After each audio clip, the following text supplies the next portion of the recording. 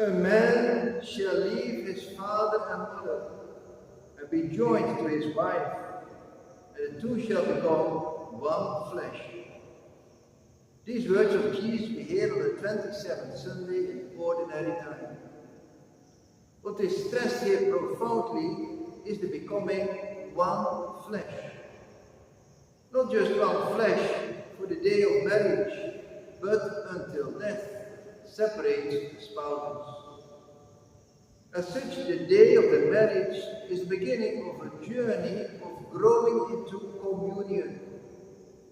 Indeed, it is after saying yes to each other in sickness and in health, in poverty and in wealth, that it has to be lived out.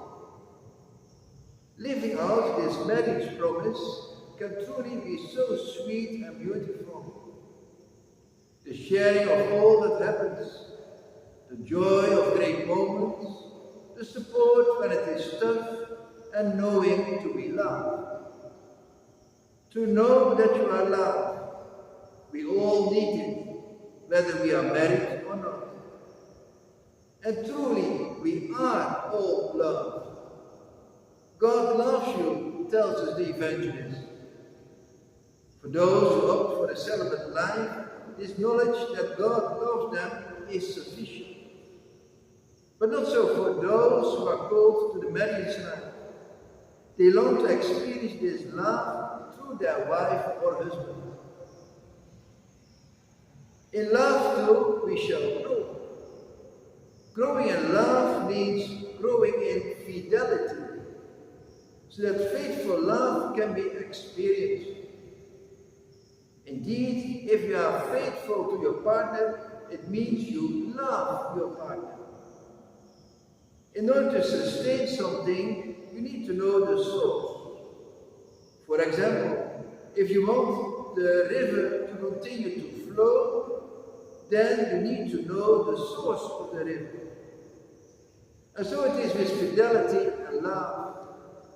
If you want love to continue to flow in your marriage, you need to know the source of love. The source of love is God, because God is love. And so the need to bring God into your marriage. You bring God into your marriage through the sacrament of matrimony. The Catechism of the Catholic Church teaches us that the sacrament of matrimony, the consent by which the spouses mutually give and receive one another, is sealed by God Himself. Making the covenant between the spouses integrated into God's covenant with man, so that authentic married love is caught up into divine love. In other words, through the blessing of your marriage in church, your love for each other is connected to the source of love, to God Himself. And once your love is connected to God, it can never dry up. A river which never dries up, it is a great promise. However, looking around in the world these days, we see that rivers dry up. Even big lakes like Lake Chad. This does not mean that the love of God has diminished. What has diminished is our faithfulness to care for the environment. We overlook that we are connected with everything in and around us. And so we cause broken relationships. By doing what we like, we have polluted the environment to the extent that we now have an environmental crisis. Is not this happening also in many marriages? Lacking faithfulness in marriage overlooks that you are connected to your partner. You do your own thing. You do what you like. By doing so, you break the relationship with your wife or husband, and the love dries up. Because through infidelity, you not only break with your spouse, but also with God, who is in the marriage. Breaking with God means breaking with the source of love. And so the love in the marriage cries out. A mother whose marriage was blessed in the church shared the unfaithfulness of her husband, who had taken another wife.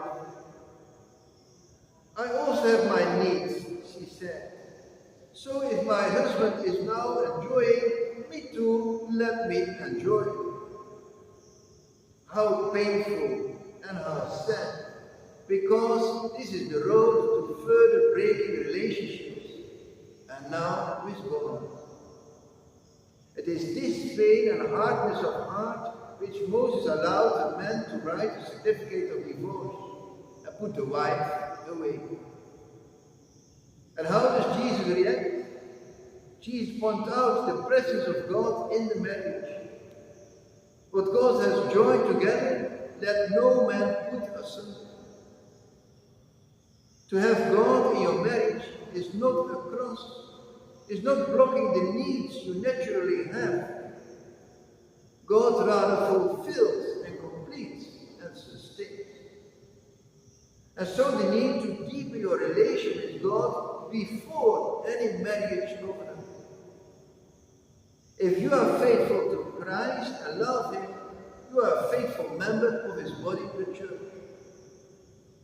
It is by being faithful to Christ and loving Him that you are ready for a marriage partner, to whom you in turn will equally be faithful and loving. And this is sustained by the Christ in your marriage. Marriage as ordained by God is not just for the building up in love of man and woman, but also for fruitfulness in offspring. Indeed, one generation after another, partly growing together. How big a responsibility you have as parents to receive a child in love, to let him or grow up in love, so that he or she learns to love father and mother, brother and sister, friend and neighbor, and above all, God. Too many children are living on the street, are members of broken families, or are displaced and refugees. The children are the next generation. Let it be love, let there be love and fidelity.